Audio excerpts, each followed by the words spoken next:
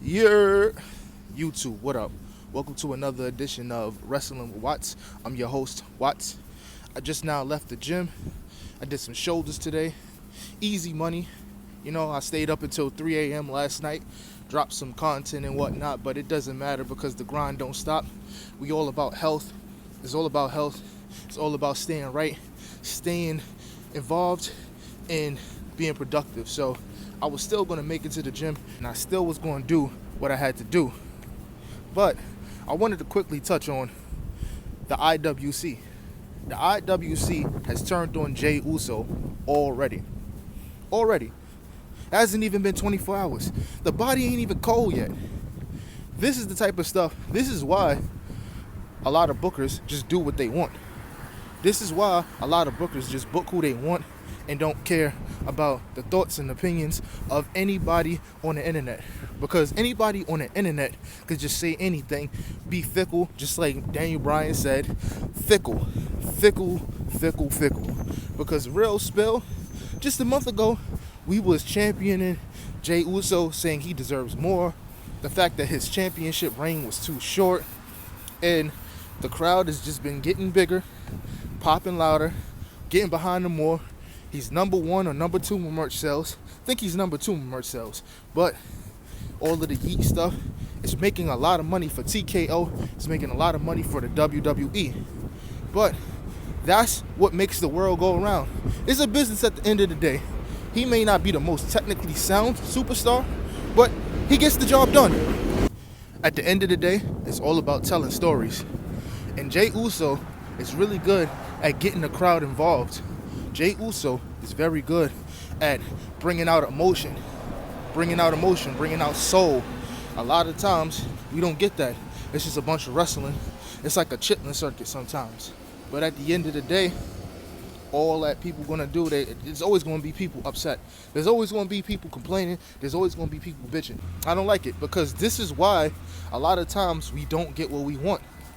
And when we do get what we want, it's a long drawn out story as to why we don't get what we want. These last 4 or 5 years has showed me that Jey Uso is 100% capable of carrying his own weight. 100% capable of being a singles competitor and being a damn good singles competitor. People are comparing him to Jeff Hardy. I wouldn't go that far. But at the end of the day, he can talk on the mic. His matches aren't terrible. There's a lot of things that need to be fine-tuned. But all he has to do is add a couple more moves to the arsenal. Go on like a John Cena run where he just has great matches with people. That's a possibility. I wouldn't write this off completely. I think that he's going to do just fine. And he's 100% going to go after Gunther because I feel like Cody Rhodes is already locked in. And he's probably going to face John Cena at WrestleMania. Sometimes we got to just let things unfold. Sometimes we just got to watch, pay attention.